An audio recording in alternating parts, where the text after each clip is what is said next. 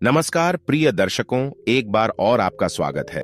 प्रिय दर्शकों, आज का जो प्रसंग है बड़ा ही ज्ञानवर्धक, बड़ा ही मोटिवेशनल है। प्रिय दर्शकों, एक कुत्ते ने बताया कि कुछ स्त्रियों को अपना पति अच्छा नहीं लगता और दूसरा पुरुष अच्छा लगता है। वहीं कुछ पुरुषों को अपनी पत्नी अच्छी नहीं लगती और दूसरे की स्त्री अच्छी लगती है। साथ ही आपने देखा और सुना होगा, कुछ लोग बहुत ही मेहनत करते हैं फिर भी वह गरीब रहते हैं। उनकी गरीबी कभी दूर नहीं होती। वही कुछ गरीब लोग बहुत कम समय में धनवान हो जाते हैं और उनकी गरीबी हमेशा के लिए मिट जाती है। आखिरकार ऐसा क्यों होता है? आपने सुना होगा, सभी लोग यही कहते हैं कि यह तो कर्मों का फल है। यह तो ठीक है कि सब कर्मों का ही फल होता है, मगर कर्म कैसे और किस दिशा में करने चाहिए जिससे उस कर्म का सकारात्मक फल मिले? तो आइए इस ज्ञानवर्धक प्रसंग को एक कहानी के माध्यम से समझते हैं। प्रिय दर्शकों, इससे पहले आप हमारे चैनल में पहली बार आए हैं तो चैनल को सब्सक्राइब करें, बेल आइकन को प्रेस करें और अच्छे अच्छे कमेंट किया करें ताकि हर आने वाले वीडियो का नोटिफिकेशन सबसे पहले आपको मिले और आप उन वीडियो को फायदा उठा सकें। चलिए शुरू करते हैं प्रिय दर्शकों, आज की ये प्यारी सी कहानी, ये प्यारा सा वीडियो। प्रिय दर्शकों, एक समय की बात है, एक जंगल में एक आम का पेड़ था। उस आम के पेड़ के नीचे एक कुत्ता रहा करता था। एक दिन उसी पेड़ के पास से होकर के एक साधु निकलते हुए जा रहे थे। उन्हें थोड़ी सी थकान महसूस हुई तो वह संत जो थे उसी आम के पेड़ की छाया में बैठ गए जिसके नीचे एक कुत्ता रहा करता था। वही जब कुत्ते की नजर उन साधु पर पड़ती है तो कुत्ता साधु से कहने लगता है, महाराज आप तो ज्ञानी हैं, हमको कोई ऐसा रास्ता बताओ जिससे कि शरीर पूरा होने के बाद हमें स्वर्ग की प्राप्ति हो। फिर कुत्ते की बात को सुनकर के वो साधु कहने लगते हैं, यदि तुम स्वर्ग में जाना चाहते हो तो तुम्हें 2 प्रश्नों के उत्तर खोजने होंगे। जिस दिन तुम्हें इन दोनों प्रश्नों के उत्तर मिल जाएंगे उस दिन तुम्हारी समस्या का समाधान हो जाएगा। फिर साधु की बात को सुनकर के कुत्ता कहने लगता है, महाराज आप मुझे अपने दोनों प्रश्न बताओ जिनका उत्तर मैं अवश्य ढूंढ कर रहूंगा।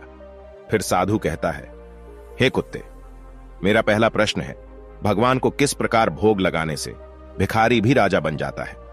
मेरा दूसरा प्रश्न है, स्त्री को दूसरे का पति और पुरुष को दूसरे की पत्नी क्यों अच्छे लगते हैं? प्रिय दर्शकों, इस प्रकार दोनों प्रश्न बता करके वह साधु वहां से चला जाता है। वहीं साधु के चले जाने के बाद में कुत्ता उन दोनों प्रश्नों का उत्तर ढूंढने के लिए चारों तरफ भटकता है, पर उन्हें संतुष्ट भरा उत्तर नहीं मिल पाता है। और इस प्रकार जब कुत्ता परेशान हो जाता है तो उसकी मुलाकात एक बूढ़े गिद्ध से हो जाती है। वही वह बूढ़ा गिद्ध जो था कुत्ते से कहता है कि तुम शंकर भगवान के पास जाओ, तुम शिव जी के पास जाओ, वो ही तुम्हारी समस्या का समाधान कर सकते हैं। प्रिय दर्शकों, इस प्रकार कुत्ता बूढ़े गिद्ध की बात सुनकर के भगवान शिव के पास जाता है तो क्या देखता है, एक जंगल में भगवान शिव और पार्वती विचरण कर रहे थे। फिर तो कुत्ता भगवान शिव के पास जाकर के उन्हें अपनी समस्या बताता है तो कुत्ते की बात को सुनकर के भगवान शिव और पार्वती वही जंगल में एक शिला पर बैठ जाते हैं और कुत्ते से कहते हैं कि मैं तुम्हें एक छोटी सी कहानी सुनाता हूं। इस कहानी को बड़े ही ध्यान से सुनना। यदि तुमने इस कहानी को पूरे मन से सुना तो निश्चित ही तुम्हें तुम्हारे दोनों प्रश्नों के उत्तर मिल जाएंगे। फिर कुत्ता कहता है, प्रभु मैं आपको वचन देता हूं कि जब तक आप कहानी सुनाएंगे मैं कहानी को पूरे मन से सुनूंगा। आप कहानी को शुरू कीजिए। भगवान शिव कहते हैं कि हे श्वान, एक गांव के बाहर विष्णु भगवान का एक छोटा सा मंदिर था जिसमें एक वृद्ध पुजारी रहते थे।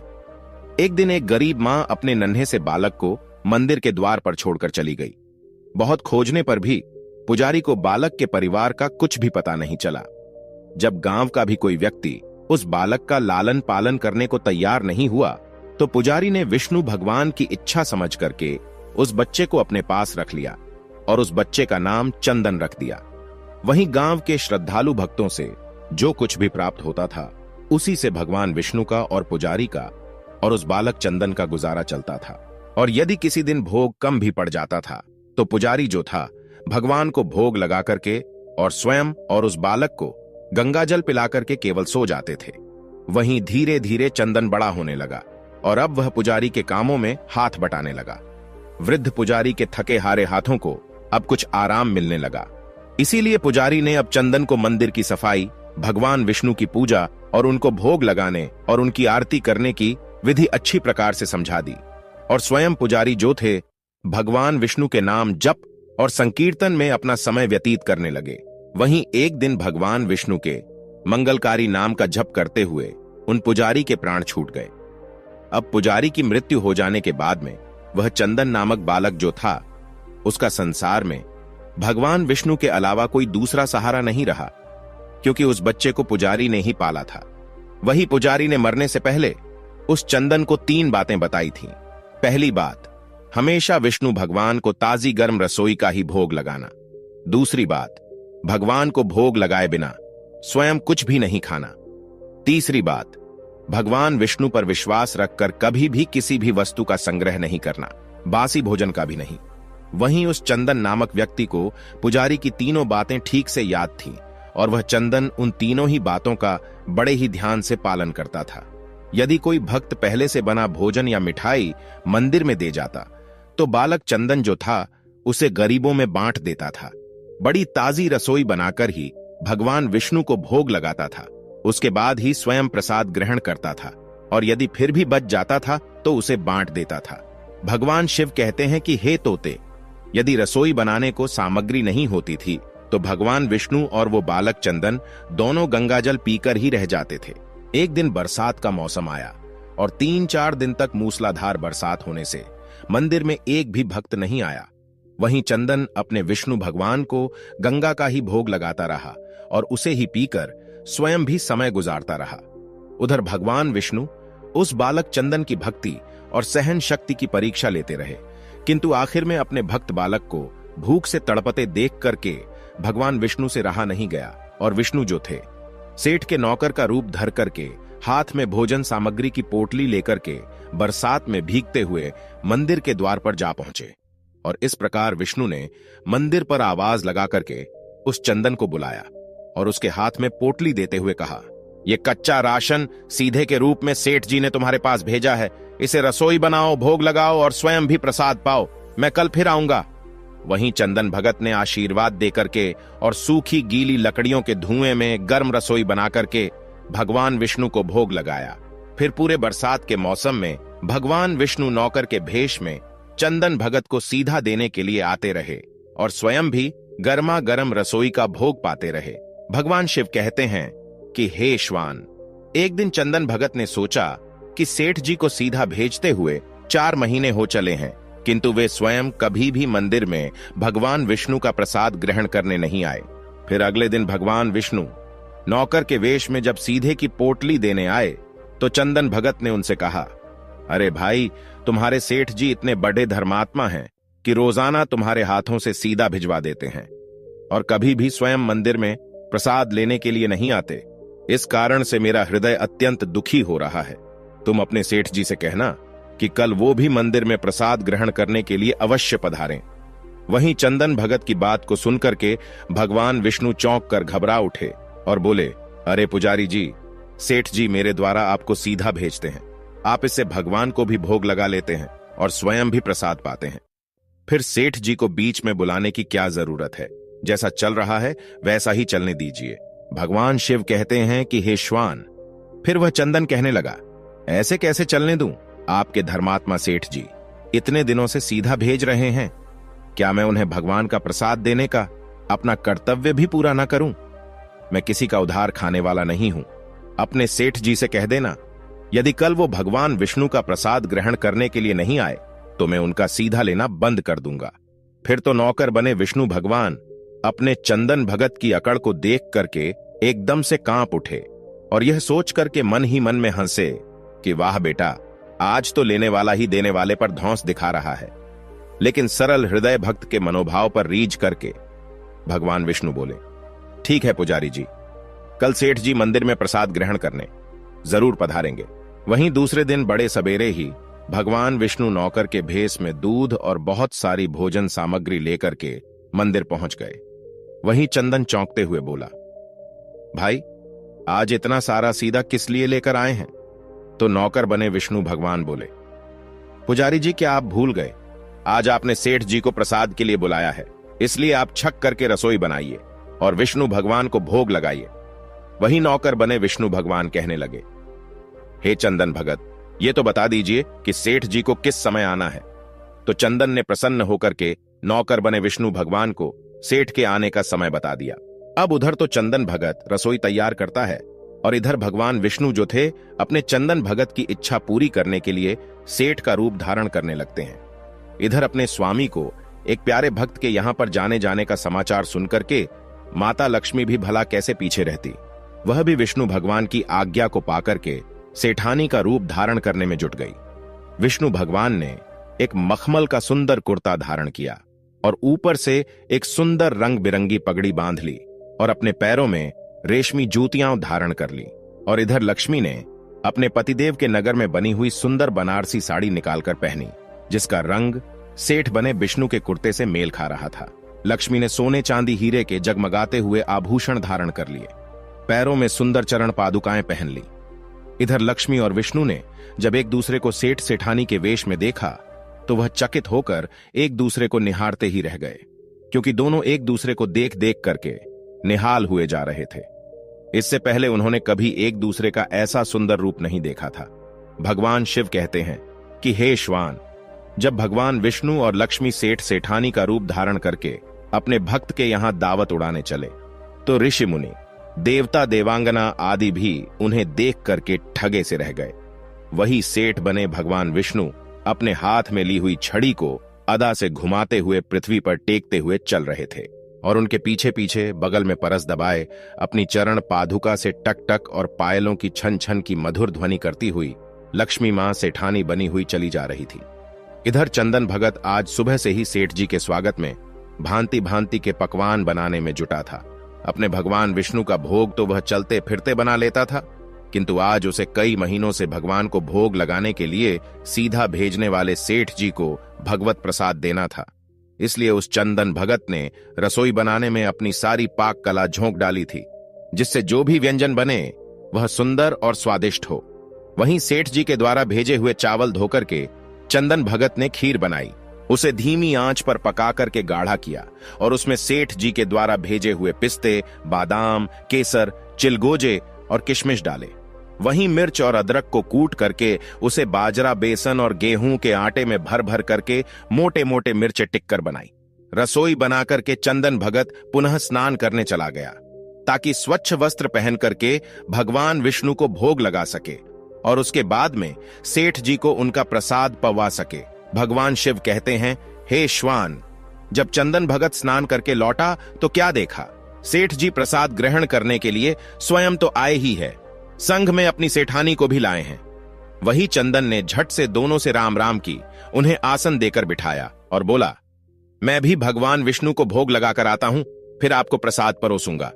वही भावना के भूखे भगवान विष्णु से भूख सहन नहीं हो पा रही थी, इसलिए वह बोले, पुजारी एक काम करो, भगवान को जल्दी से भोग लगाइए, मुझसे भूख सहन नहीं होती है। फिर तो सेठ बने विष्णु की बात को सुनकर के चंदन भगत बोला, देखो सेठ जी, भूख तो मुझे भी बड़े जोर से लग रही है, किंतु मैं अपनी भूख के कारण भगवान को भोग लगाना नहीं भूलता। यदि दुनिया के सारे लोग इसी तरह अपनी भूख के लिए भगवान को भोग लगाना भूल जाएं तो भगवान तो भूखे मर जाएंगे। वहीं सेठ बने विष्णु भगवान एक पत्तल उठाते हुए बोले, पुजारी जी, आप भोग लगाइए, इधर मैं पत्तल परोस लेता हूं, मुझसे भूख सहन नहीं हो पा रही है। फिर तो चंदन भगत जो था सेठ बने विष्णु भगवान को डांटते हुए बोला, सेठ जी, भगवान के काम में न तो जल्दीबाजी चलती है और न ही कंजूसी चलती है, इसलिए चुपचाप इंतजार करो। मैं जब तक भगवान विष्णु को भोग नहीं लगा देता, आप रसोई के पास भी नहीं भटक सकते हैं। चुपचाप इधर बैठ जाइए और ओम नमो भगवते वासुदेवाय का जाप करते रहिए। मैं अभी आता हूं, फिर आपको पेट भरकर भोजन कराता हूं। वही सेठ बने भगवान विष्णु डांट खा करके चुपचाप अपने आसन पर बैठ गए। वहीं सेठानी बनी लक्ष्मी जी उनकी यह दशा देखकर कि बड़ी मुश्किल से अपनी हंसी रोक पाई, लेकिन जैसे ही चंदन भगत पत्तल में सामग्री लेकर भगवान को भोग लगाने मंदिर में गया, इधर विष्णु लक्ष्मी जी को मौन रहने का संकेत करते हुए चुपके चुपके पैर रखते हुए रसोई में पहुंच गए और उन्होंने एक एक व्यंजन उठा करके चखना शुरू कर दिया। वहीं विष्णु भगवान तो प्रसाद को छकते ही भौचक के रह गए, क्योंकि खीर में चीनी की जगह नमक भरा हुआ था और सब्जियों में चीनी भरी हुई थी। वहीं जैसे ही भगवान विष्णु ने रोटी का एक कोरा तोड़ करके मुंह में दिया तो वो सीसी करने लगे, क्योंकि रोटी में मिर्ची मिर्च भरी थी। वहीं विष्णु भगवान सीसी करते हुए उल्टे पैर भाग गए और अपने आसन पर जा बैठे। वहीं लक्ष्मी जी जो थी, अपने स्वामी की ऐसी हालत देख करके खिलखिला करके हंस पड़ी। इससे पहले कि भगवान विष्णु लक्ष्मी के सामने कुछ सफाई दे पाते, चंदन भगत ओम नमो भगवते वासुदेवाय मंत्र का जप करते हुए रसोई में पहुंचा और उसने भोग को रसोई में मिला करके उसे पवित्र बना डाला और फिर सेठ जी के सामने पत्तल परोसकर हाथ जोड़कर बोला, सेठ जी, मैंने भगवान विष्णु को भोग लगा दिया है, अब आप भी जी भरकर प्रसाद पाइए। वहीं विष्णु तो अभी अभी भक्त की शक्ति से भी जोरदार उसके हाथ की बनी हुई रसोई छक चुके थे, अतः उसे ग्रहण की बात सुनकर ही उनके पसीने छूटने लगे। कभी भगवान विष्णु चंदन भगत का तो लक्ष्मी का मुख देखने लगते, वहीं चंदन भगत को सेठ जी की ढील बर्दाश्त नहीं होती है और वह कहता है, सेठ जी, अब क्या हो गया आपको?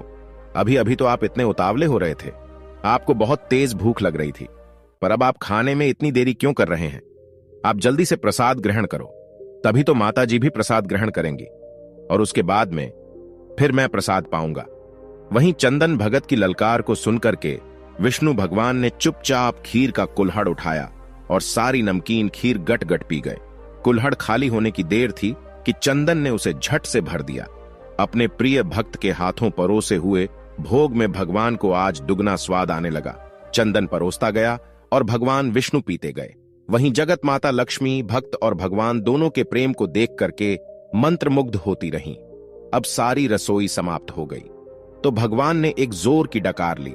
वहीं चंदन को होश आया और बोला, वाह सेठ जी वाह, मैं ही बावला था जो आज इतनी थोड़ी सी रसोई बनाई। मुझे पता होता कि आपको प्रसाद ग्रहण करने का इतना बड़ा शौक है तो मैं और ज्यादा रसोई बनाता।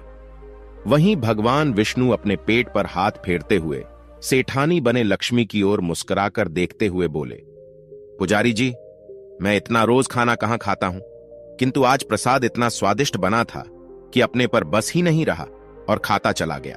किंतु तभी चंदन भक्त रुआंसा होकर बोला, सेठ जी, वो तो आपने ठीक किया, लेकिन माता जी तो भूखी रह गई।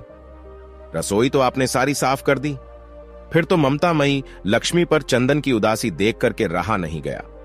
उन्होंने बची हुई खीर की 4 बूंदें अपने कंठ में टपका लीं। पर विष्णु भगवान द्वारा भोग लगाने से प्रसाद में अद्भुत अलौकिक स्वाद भर गया था। ऐसी सुगंधित और मीठी खीर छक्कर कि जगत जननी आकंठ तृप्त हो गई और उनके तृप्त होते ही सृष्टि का प्रत्येक प्राणी तृप्त हो गया। फिर चंदन भगत बोला, सेठ जी, आपने और माता जी ने प्रसाद ग्रहण कर लिया, इससे मुझे अत्यंत संतोष हुआ है। समझ लीजिए, आप दोनों द्वारा प्रसाद ग्रहण करने से मेरा पेट भर गया।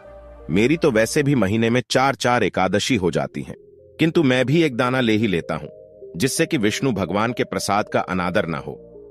और ऐसा कह करके चंदन भगत ने खीर के पात्र में लगा हुआ एक चावल का दाना उठा करके अपने कंठ में डाल लिया। वहीं चावल के एक दाने से ही उस चंदन भगत की जन्म जन्मांतर की भूख प्यास मिट गई और समस्त वासनाओं और इच्छाओं की तृप्ति हो गई। भगवान शिव कहते हैं कि हे श्वान, वहीं उसके ज्ञान के नेत्र खुल गए और उसने क्या देखा कि उसके सामने यानी चंदन भगत के सामने भगवान विष्णु और जगत जननी लक्ष्मी जी आशीर्वाद की मुद्रा में मुस्कुराते हुए खड़े हैं। फिर तो भगवान विष्णु और लक्ष्मी का असली रूप देख करके चंदन भगत दौड़ करके उनके चरणों में लौट गया। वहीं भगवान विष्णु ने चंदन भगत को अपने हाथों से उठा करके अपने सीने से लगा लिया और कहा, बेटा बताओ तुम्हें क्या चाहिए?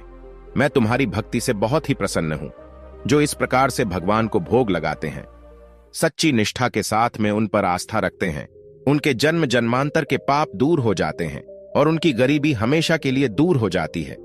वहीं चंदन भगत कहने लगा, प्रभु मुझे कुछ नहीं चाहिए, केवल आपका प्यार चाहिए। वहीं भगवान विष्णु कहते हैं, नहीं चंदन, तुमने अब तक गरीबी देखी है, मैं तुम्हें वरदान देता हूं कि तुम इस राज्य के राजा बनकर के इस राज्य का सुख भोगोगे और शरीर पूरा होने के बाद में तुम्हें स्वर्ग की प्राप्ति होगी। और फिर ऐसा कहकर के भगवान विष्णु और लक्ष्मी अंतर्ध्यान हो जाते हैं।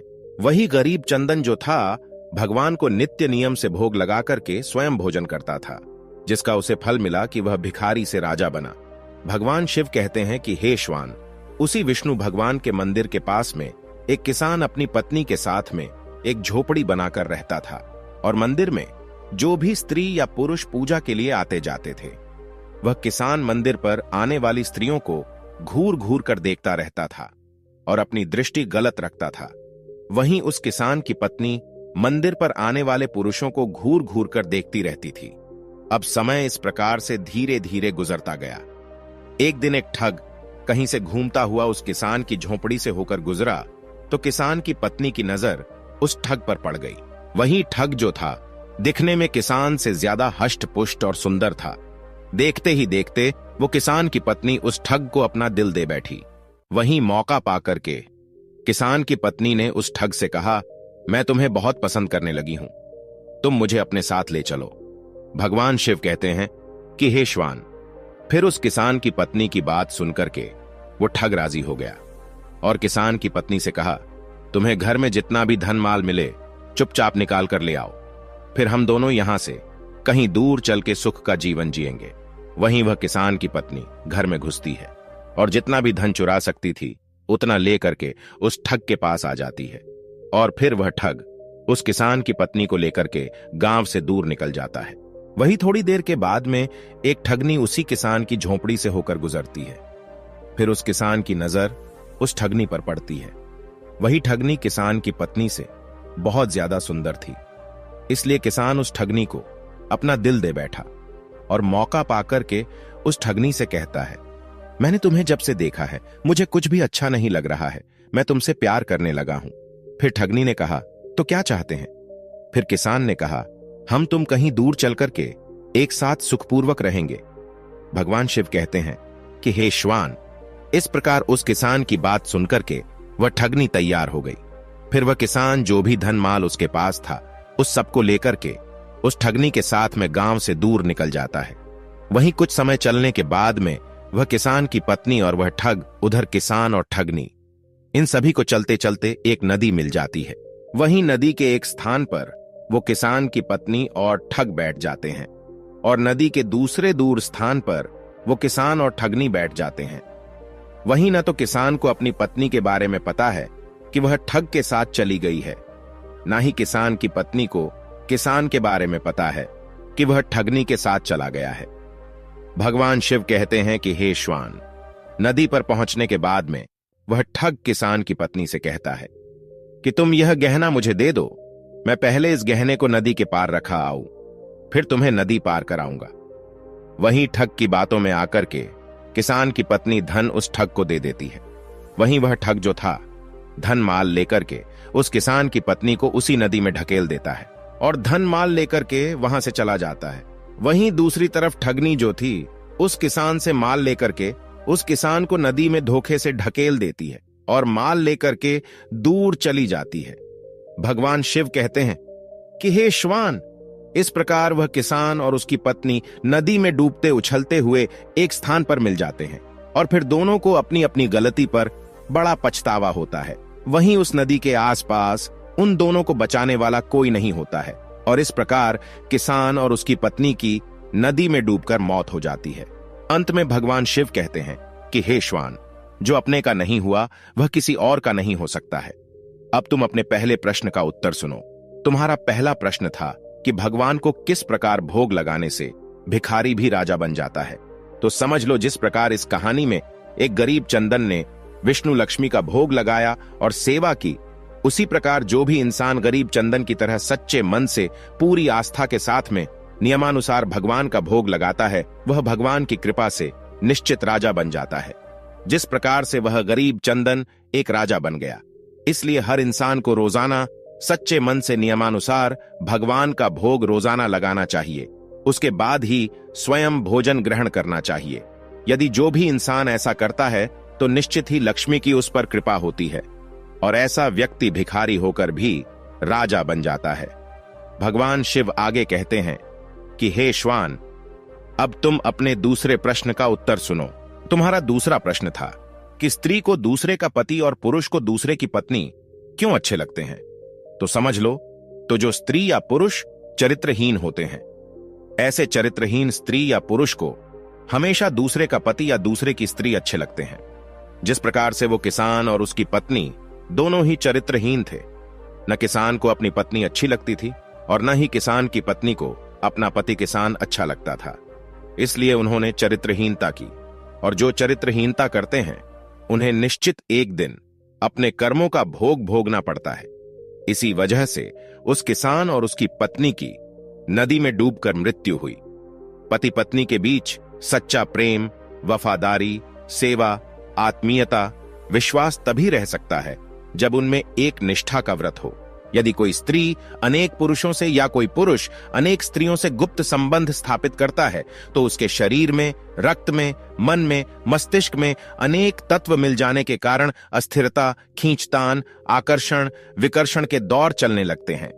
ऐसी अवस्था में सच्चा प्रेम, वफादारी एवं आत्मीयता असंभव है।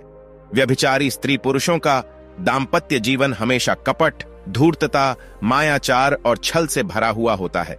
यह अवसर पड़ने पर अपने साथी को ही धोखा देते हैं। इसलिए जो चरित्रहीन स्त्री होती है उसे कभी अपना पति अच्छा नहीं लगता, और जो चरित्रहीन पुरुष होता है उसे कभी भी अपनी स्त्री अच्छी नहीं लगती, और ऐसे स्त्री पुरुष को अंत समय में नरक में जाना पड़ता है। इसलिए हमेशा सद्मार्ग पर चलने के लिए हर स्त्री पुरुष को चरित्रवान होना चाहिए, तभी भगवान की कृपा के पात्र बन सकते हैं। प्रिय दर्शकों, इस प्रकार भगवान शिव के द्वारा कहानी सुनने के बाद में कुत्ते का मन पूरी तरह से संतुष्ट हो जाता है, और फिर वह वहां से भगवान को प्रणाम करके वहां से चला जाता है, और समय आने पर उसको स्वर्ग की प्राप्ति होती है। क्योंकि कुत्ता एक दूसरे से बहुत प्यार करते थे, एक दूसरे के अलावा कभी किसी की ओर देखते भी नहीं थे। इसी की वजह से अंत समय में श्वान को स्वर्ग की प्राप्ति हुई। प्रिय दर्शकों, हमारी आज की कहानी, आज का वीडियो यहां समाप्त होता है। हम उम्मीद करते हैं कि आपको ये कहानी पसंद आई होगी और आप इससे ढेर सारी प्रेरणा लेंगे। मिलते हैं अगली ज्ञान चर्चा के साथ अगली वीडियो में। तब तक के लिए नमस्कार, धन्यवाद।